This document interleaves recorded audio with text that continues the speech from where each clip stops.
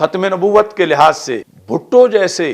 وزیر اعظم کی اسمبلی میں مولانا شاہ احمد نورانی صدیقی رحمۃ اللہ علیہ ماڈرن دنیا میں پاکستان کی پارلیمنٹ میں بیٹھ کر آپ نے وہ کردار ادا کیا کہ جو دوسرے ممالک کے لیے بھی مشعل راہ بنا۔ جس وقت قادیانیوں کو غیر مسلم اقلیت قرار دینے کا مسئلہ تھا، آج ہمیں پتہ چلتا ہے کہ یہ کام کتنا مشکل کام تھا جو مولانا نورانی رحمۃ اللہ علیہ کر گئے، کہ آج جن قادیانیوں کے خلاف کوئی بیان دے تو ایف آئی آر کٹ جاتی ہے، ان قادیانیوں کو غیر مسلم اقلیت قانونی طور پر قرار دلوانا، اسمبلی میں بیٹھ کر امریکہ اور جو سارے اس قادیانیت کی پشت پر تھے، یہ پھر اللہ کا خاص فضل تھا کہ جو پاکستان کی سلطنت کو حاصل ہوا، اور یہ وہ جھومر ہے پارلیمنٹ کے ماتھے پر کہ جو قیامت تک انشاءاللہ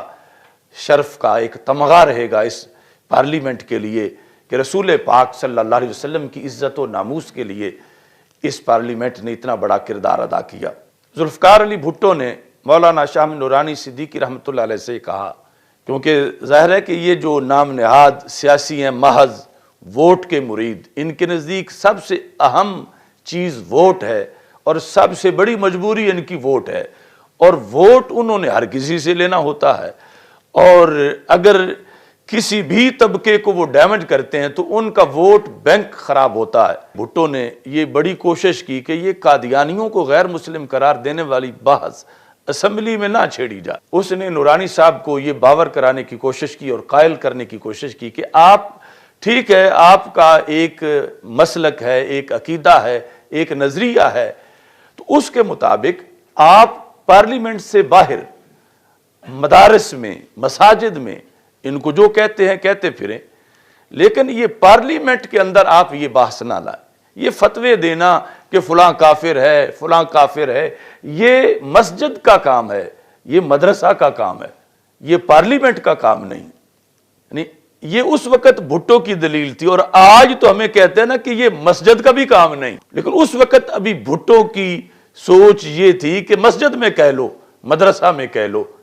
لیکن یہ تو پارلیمنٹ ہے، تو یہ ایک پورا ملک ہے، پھر انٹرنیشنل برادری ہے، پھر ہمیں دنیا کیا کہے گی؟ پارلیمنٹ میں یہ قرارداد پیش نہ کریں اور نہ ہی منظور کرائیں، چونکہ جب پیش ہوگی پھر امتحان ہوگا کون حمایت کرتا ہے کون نہیں کرتا۔ تو مولانا شاہ احمد نورانی صدیقی رحمۃ اللہ علیہ نے بھٹو کو جن لفظوں سے قائل کیا کہ بھٹو جیسا آزاد خیال بندہ بھی اس عین مذہبی ایشو پر ڈٹ گیا اور بالآخر قادیانیوں کو غیر مسلم اقلیت اسمبلی میں قرار دلوایا گیا، تو آپ نے فرمایا کہ ذوالفقار علی بھٹو تجھے منتخب کیا ہے ان نمائندوں نے جن کو عوام نے ووٹ دے کے منتخب کیا، تو ان بندوں کا منتخب ہے، اور حضرت محمد مصطفیٰ صلی اللہ علیہ وسلم اللہ کے منتخب ہیں، انہیں اللہ نے رسول بنایا صلی اللہ علیہ وسلم۔ تیری کرسی زمین پر ہے، ان کی کرسی عرش بری پر ہے۔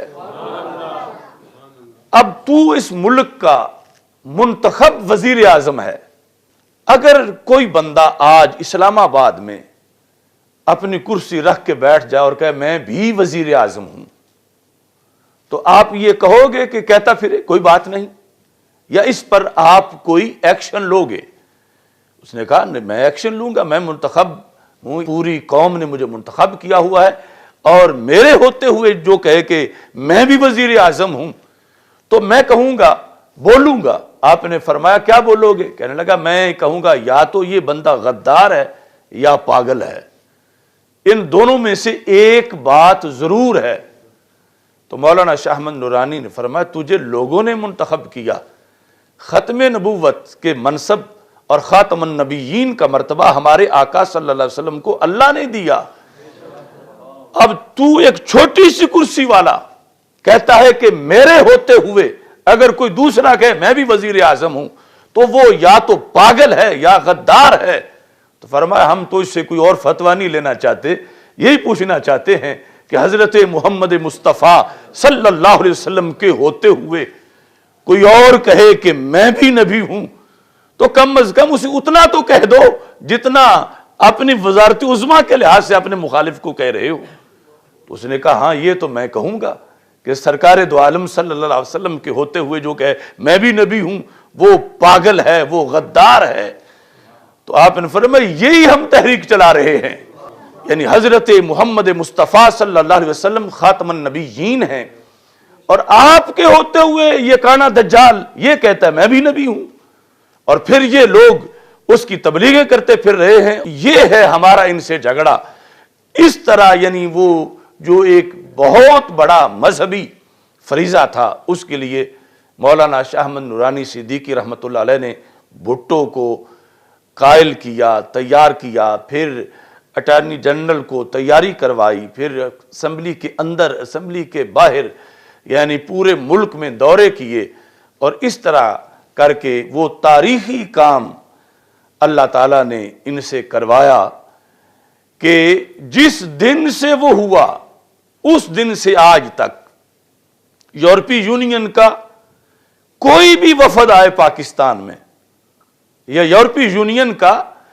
جب بھی کوئی اجلاس ہو پاکستان کے حوالے سے تو اس میں یہ بات سر فہرست ہوتی ہے کہ یہ جو قادیانیوں کو غیر مسلم اقلیت قرار دلوایا گیا ہے پاکستان کی اسمبلی سے کسی طرح اس کو واپس کروایا جائے۔ یعنی وہ آگ لگائی باطل کے خرمن کو مولانا شاہ نورانی صدیقی رحمۃ اللہ علیہ نے کہ اس کو بجھانے کے لیے دن رات امریکہ اور اس کے حواری لگے ہوئے ہیں، چونکہ یہ سب سے بڑے دشمن ہیں اسلام کے اور پاکستان کے یہ قادیانی جو ہر وقت سازشوں میں مصروف رہتے ہیں، اور ان کے پیچھے ساری غیر مسلم قوتیں ان کو سپورٹ کر رہی ہیں، اور پوری دنیا میں ان کو جس شخص نے نکیل ڈالی تھی اس کو شاہ احمد نورانی صدیقی کہا جاتا ہے۔ یعنی 5-6 گھنٹے مناظرے کیے یورپ میں قادیانیت پر، یہاں تک کہ قادیانی کتابیں چھوڑ کے بھاگنے پر مجبور ہوئے۔ مولانا شاہ احمد نورانی صدیقی رحمۃ اللہ علیہ نے اس انداز میں ختم نبوت کے لحاظ سے کام کیا۔